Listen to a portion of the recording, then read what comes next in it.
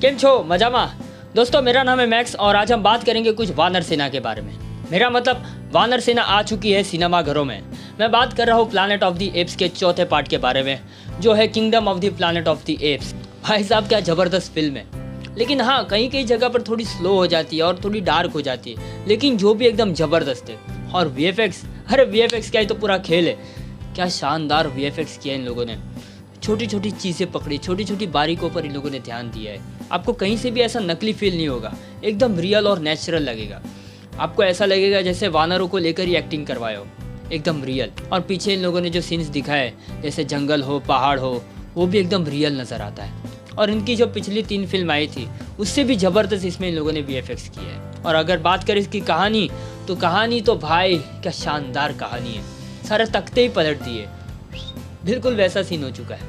देखो, अगर आपने इसके पिछले 3 पार्ट नहीं देखे होंगे ना, तो आपको कुछ समझ में आने वाला नहीं है। अगर आप ऐसे ही चले गए इसको देखने के लिए, तो कई सारे सवाल आपके दिमाग में आएंगे कि सीजर कौन था, ऐसा क्या हुआ था कि जो इतने सारे वानर बोलने लग गए। तो वो सारे सवाल आपके दिमाग में आएंगे। तो उसके लिए पहले आपको इसके 3 पार्ट देखने होंगे। तो शॉर्ट में आपको इसकी कहानी बता देता हूँ। देखिए, कहानी कुछ ऐसी है कि पहले जो इंसान होते हैं वो वानरों पर एक्सपेरिमेंट करते हैं, एक अल्जाइमर बीमारी होती है उसको मिटाने के लिए। लेकिन उसमें वो फेल हो जाते हैं, तो ये वायरस हर जगह फैल जाता है। मैं कोरोना वायरस की बात नहीं कर रहा हूँ, एक वायरस इसमें दिखा है, जिसमें होता क्या है कि जो वायरस है वो इंसानों पर अलग और वानरों पर अलग असर करता है। जहाँ इंसानों की सोचने, समझने और बोलने की क्षमता कम हो जाती है, वहाँ इन वानरों की बढ़ जाती है। और इसमें एक वानर है सीजर नाम का, उसी से तो सारी कहानी शुरू होती है। वही सबसे पहले बोलना शुरू करता है और वही अपनी वानर सेना बनाता है। लेकिन वो इंसानों से दूर रहना पसंद करता है जंगलों में, वो लड़ाई नहीं चाहता है। लेकिन एक कोबा नाम के वानर की वजह से वॉर छिड़ जाती है, क्योंकि इंसानों ने उस पर बहुत जुल्म किए होते हैं। वो इंसानों से नफरत करता है।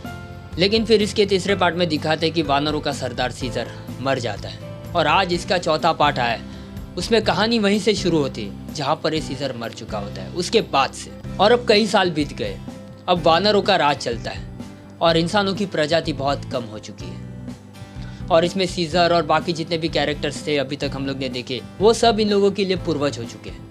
मतलब जैसे हम लोगों की इसमें शिवाजी और ये सब पूर्वज थे, हमारे इतिहास था, वैसे इन लोगों के लिए ये इतिहास हो चुका है। अभी आगे इन लोगों को यही पढ़ाया जाएगा कि तुम्हारे पूर्वज ये थे, इन लोगों ने हमारे लिए इतनी मेहनत की थी, इसलिए हम आज वानर इतने शक्तिशाली हैं। ऐसा आगे हम लोग को देखने को मिलेगा। और इसमें दिखाते कि पहले इंसान और वानर साथ में रहते थे, पहले इंसान भी बोलते थे, वैसा ये लोग सोचते हैं इसमें।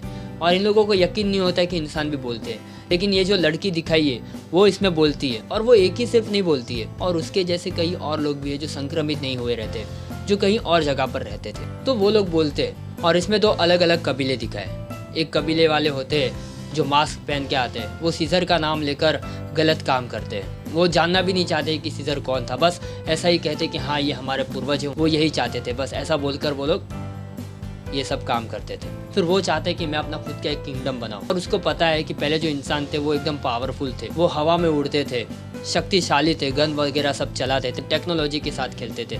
तो वो चाहता है कि मैं भी ये सारी चीज़ें सीखूं और मैं भी बन जाऊँ एक शक्तिशाली वानर, और जो भी जितने भी इंसान बचे सब के सब खत्म हो जाए। आप खुद ही देख लेना, आपको मज़ा आएगा। अभी इससे ज़्यादा मैं कहानी आपको नहीं बताऊंगा, नहीं तो आपका सारा मज़ा किरकिरा हो जाएगा। और ये सिर्फ इसका आखिरी पार्ट नहीं है दोस्तों, और भी पार्ट इसके आगे आने वाले। और ये तो अब साइकिल हो चुका है। जैसे पहले हम लोग बंदर से स्टोनेज मैन बने, स्टोनेज मैन से इंसान बने, लेकिन ये अब उल्टा हो चुका है। और ये भी इंसानों की गलती की वजह से। और इंसान अब बहुत पीछे चला गया है, और अब वापस से नया दौर शुरू हो चुका है।